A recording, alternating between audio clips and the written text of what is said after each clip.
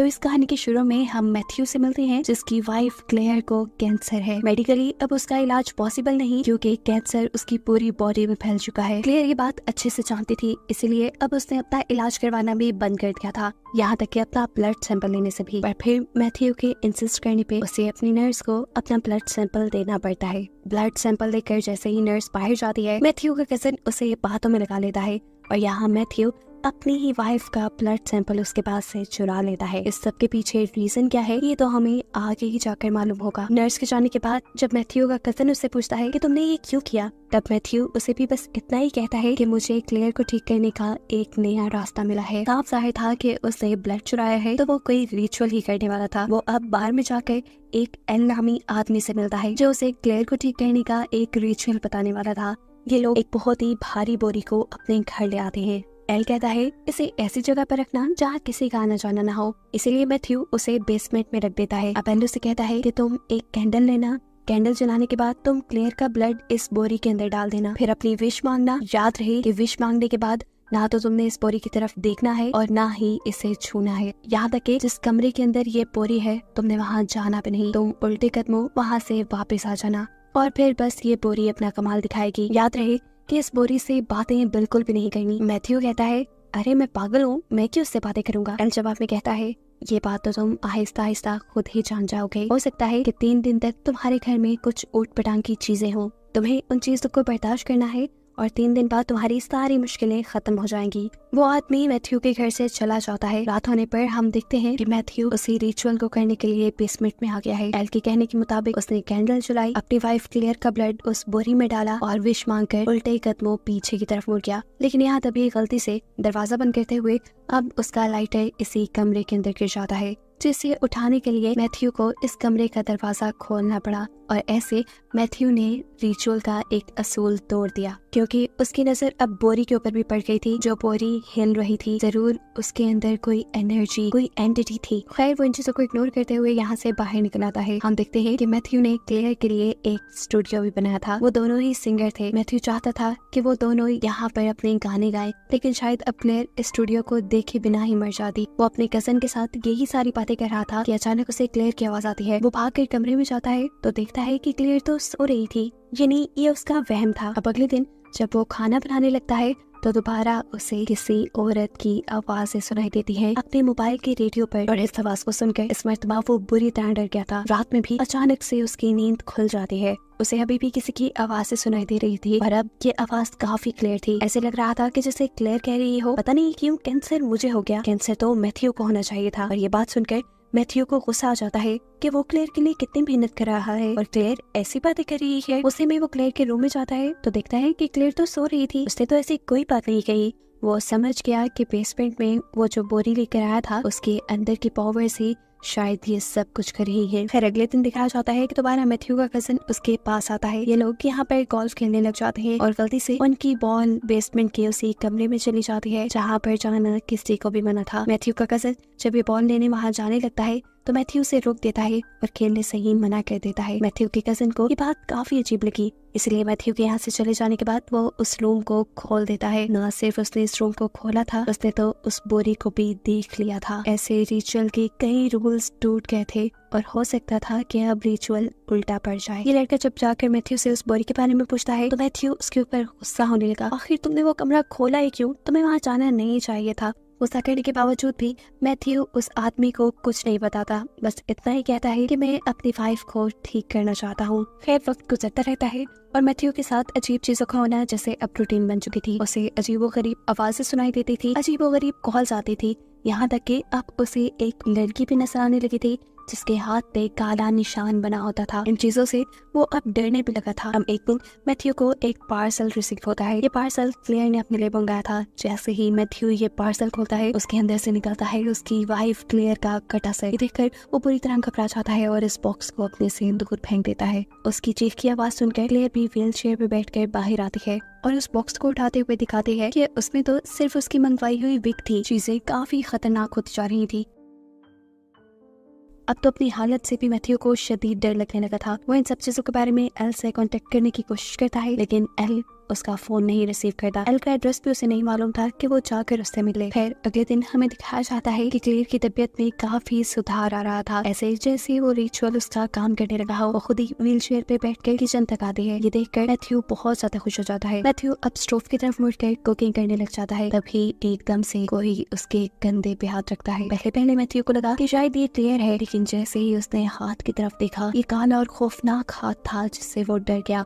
उसे मालूम हुआ कि उसके पीछे जो उसकी वाइफ थी वो भी असल में क्लेयर नहीं बल्कि वो एंटिटी थी। ये देखकर वो गुस्से में एंटिटी से कहता है, चली जाओ यहाँ से। पीछे मुड़ने पे उसने देखा कि उसकी वाइफ क्लेयर अभी तक व्हील चेयर पर बैठी थी। वो जो इस सारी रिचुअल के बारे में कुछ नहीं जानती थी। उसे लगता है कि मैथ्यू ने उसे डांटा और उसे डिसरिस्पेक्ट करके यहाँ से जाने को बोला, इसलिए वो नाराज होकर वहाँ से चली जाती है। क्लेयर ने इस चीज का सदमा अपने ऊपर ले लिया था। रात में वो अपनी नस काट लेती है। जैसे ही मैथ्यू ये चीज दिखता है तो फौरन डॉक्टर को कॉल करता है, लेकिन कॉल दूसरी तरफ से कोई एंटिटी उठाती है और उससे कहती है कि ये सब तुमने किया है, तुमने अपनी वाइफ क्लेयर को मारा है। एकदम से चाकू मैथ्यू के हाथ में आ जाता है और मैथ्यू होश में आता है। उसे मालूम होता है कि ये सब एक सपना था। फिर अगले दिन देखने को मिलता है कि जब मैथ्यू अपने कमरे में सो रहा था तब क्लेयर अपने पाँव पे चलकर खुद उसके पास आती है। ये देखकर वो बहुत खुश हुआ। वो पहले से काफी ठीक हो रही थी। वो आकर मैथ्यू के पास लेट गई। कुछ देर यहाँ उन्होंने बातें की, जिसके बाद क्लेयर उठकर वॉशरूम के लिए चली गई। उसके वॉशरूम में जाते ही यहाँ पर मैथ्यू को कॉल आती है। कॉल पे दूसरी तरफ क्लेयर थी और ये जानकर उसकी होश उड़ गई, क्योंकि अभी जो उसके पास लेट कर गई थी वो कोई क्लेयर नहीं बल्कि क्लेयर के भेस में एक एंटिटी थी। वो भागकर क्लेयर को देखने के लिए रूम में आता है। क्लेयर सच में अपने रूम में थी।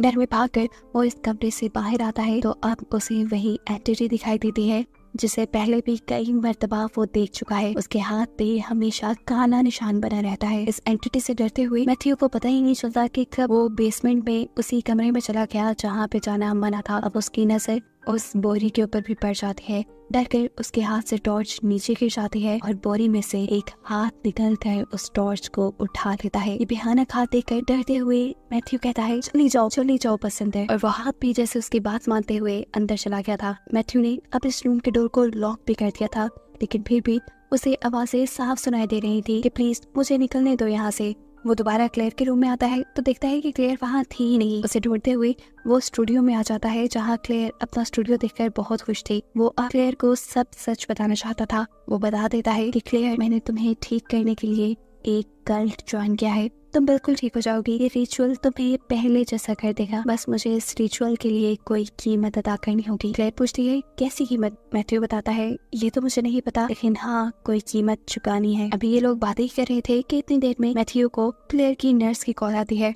जो क्लेयर की तबीयत के बारे में पूछ रही थी। मैथ्यू उसे बताता है कि क्लेयर पहले से बिल्कुल ठीक हो चुकी है और ये खबर सुनकर नर्स भी शॉक रह चुकी थी, क्योंकि उसने तो यही बताने के लिए कॉल की थी कि क्लेयर के पास अब 2 से ज्यादा दिन नहीं है। जितना हो सके उसके साथ रहे और इस हकीकत को अपना ले। जब तक मैथ्यू नर्स से बात कर रहा था, क्लेयर अब उस बेसमेंट वाले कमरे में चली जाती है। इस बोरी को देखते ही क्लेयर की तबीयत अजीब होने लगी थी और एकदम से वो बेहोश हो गई। मैथ्यू भी ठीक वक्त पर क्लेयर के पास आ चुका था।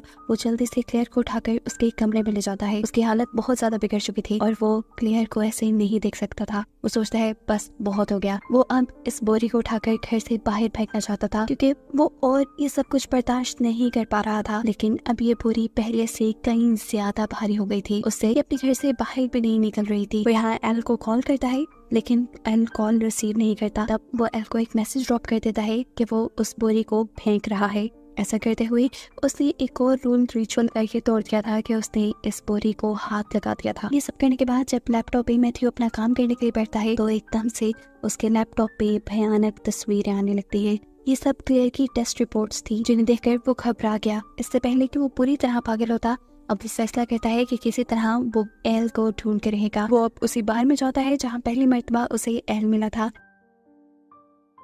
बार में काम करने वाली लड़की मैथ्यू की दोस्त थी। वहाँ के डाटा के जरिए वो एल के घर का पता चला लेते हैं। बिना वक्त ज़ाया किए वो एल के घर जाता है तो दरवाजा नॉक करने पर ये दरवाजा एक लड़की खोलती है। मैथ्यू बुरी तरह शॉक था, क्योंकि ये वही लड़की थी जो उसे बार बार अपने घर पे दिखाई देती थी, जिसके हाथ पे काला निशान था हर वक्त। ये लड़की काफी अजीब थी। इसे बात करने पे मैथ्यू को पता चला कि ये एल की बेटी है। अब वो एल को बुला कर लाती है। जब एल यहाँ पे आता है तो उसकी बेटी एल से कहती है इसे समझा दे कि इसे हर चीज को एक्सेप्ट करना पड़ेगा। उसकी ये बात सुनकर मैथ्यू चेयर से खड़ा हो जाता है और उस बच्चे के डैड यानी एल उसे समझाते रह जाते हैं। ठीक है, मैं समझा दूंगा, तुम जाओ यहाँ से। अब एल मैथ्यू के पास आता है और उससे पूछता है कि क्या तुमने रिचुअल का कोई रूल तो नहीं तोड़ा। जब मैथ्यू यहाँ कुछ नहीं बताता तो एल उससे कहता है देखो, इस रिचुअल के अंदर बहुत सी एंटिटीज इन्वॉल्व करती हैं और वो सब तुम्हें डराएंगी। ये बात मैंने तुम्हें पहले ही बता दी थी। तुम्हें उन चीखों की आदत अब हो जानी चाहिए। देखो, अभी तो तुम्हें इससे आगे और भी बड़ा कुछ बर्दाश्त करना है। मैथ्यू एल से कहता है आप साफ साफ बात क्यों नहीं करते, जिस पर एल आप उसे उस बोरी की कहानी सुनाता है। असल में उस बोरी के अंदर जो एंटिटी है वो किसी को भी ठीक नहीं करती, वो बस उसका रिप्लेसमेंट उन्हें दे देती है। उसे समझाने के लिए एल बताता है कि तुम्हें यहाँ जो मेरी बेटी नजर आ रही है वो मेरी बेटी नहीं है, मेरी बेटी मर गई है और ये मेरे साथ कोई और रहती है। ऐसा ही अब तुम्हारे साथ होगा और ये सच्चाई तुम्हें मान लेनी चाहिए। यदि वो एंटिटी इनकी विश ऐसे ही पूरी नहीं करती थी, वो एंटिटी इनकी ख्वाहिश, इनकी विश पूरी करने के लिए इनकी उसी विश की कुर्बानी ले लेती थी। जैसे एल अपनी बेटी को सही करना चाहता था और उस एंटिटी ने उसकी बेटी को ही मार दिया और यहाँ उसका रिप्लेसमेंट उसे दे दिया। ऐसे ही अभी एंटिटी मैथ्यू के साथ करने वाली थी, यानी वो क्लेयर का इलाज नहीं कर रही थी बल्कि वो क्लेयर को मार देती और क्लेयर के बदले फिर मैथ्यू के साथ कोई और रहता। मैथ्यू एल से पूछता है फिर आपकी बेटी, उसकी बॉडी कहाँ है। एल उसे बेसमेंट में ले जाता है जहाँ वो देखता है कि असल में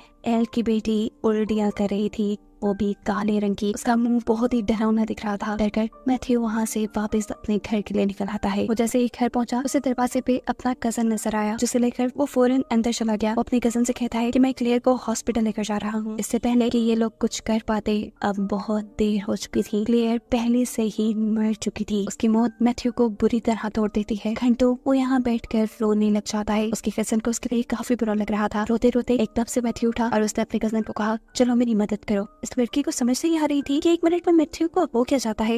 वो अपने कजन के साथ मिलकर उस बोरी को उठाकर अब इस कमरे में ले आया। बैग को यहाँ लाने के बाद मैथ्यू क्लेयर की लाश को इस बैग के अंदर डाल देता है। उसके कजन को लग रहा था कि मैथ्यू को गहरा सदमा पहुंचा है, इसलिए वो ऐसी हरकतें कर रहा है। क्लेयर की लाश को इस बोरी में डालने के बाद मैथ्यू इसे बंद कर देता है और मैथ्यू का कजन उसे इस कमरे से बाहर लाकर कमरा लॉक कर देता है, क्योंकि उसे लग रहा था कि अब मैथ्यू इस लाश के साथ कुछ और भी बुरा करेगा। अब वो मैथ्यू को वार्न करता है कि खबरदार, तुम अगर इस कमरे में गए तो मैं खुद अब वहाँ जाऊंगा और क्लेयर की डेड बॉडी को बाहर लेकर आऊंगा। वो जैसे ही कमरे के अंदर गया तो दिखाया गया कि अब उस बोरी के अंदर से खौफनाक एंटिटी बाहर निकली। वो बड़े बड़े अपने हाथों से इस आदमी का पूरे तरीके से मर्डर कर देती है। बुरी हालत में मैथ्यू का कजन कमरे से बाहर निकलता है, जिसको देखकर मैथ्यू भी शॉक था। फिर उसे एंटिटी का डरावना हाथ दिखाया जाता है और एकदम से एंटिटी उसके ऊपर हमला कर देती है। यहाँ पूरी तरह हम एंटिटी को तो नहीं देख पाते, लेकिन ये जरूर दिखाया जाता है कि वो एंटिटी मैथ्यू के मुंह के अंदर काली उल्टियाँ कर रही है और सीन यहीं से कट हो जाता है। मैथ्यू के घर पर इस टाइम नर्स आई थी क्लेयर की तबीयत को देखने के लिए। मैथ्यू जाकर दरवाजा खोलता है और हम ये देखकर हैरान हो जाते हैं कि मैथ्यू बिल्कुल ठीक था। अभी जो एंटिटी उसके ऊपर उल्टियाँ कर रही थी, ऐसा कोई भी सिम्टम उसके साथ नहीं था। वो इस नर्स के साथ भी ऐसे एक्ट करता है जैसे यहाँ कुछ हुआ ही ना हो, जैसे क्लेयर भी जिंदा हो। वो नर्स को लेकर अंदर आ जाता है और जब नर्स उससे क्लेयर के बारे में पूछती है तो वो उससे कहता है जाओ जाकर कमरे में उसे देख लो। ये सब मैथ्यू ने जानबूझ के किया था। मैथ्यू चाहता था कि क्लेयर के कमरे में अभी वो एंटिटी थी और इस नर्स के चाहते ही वो एंटिटी इस नर्स को मार देती है और फिर उसे उठाकर बोरी में डाल देती है। इस नर्स की कुर्बानी के बदले वो एंटिटी मैथ्यू को क्लेयर को जिंदा कर देती है।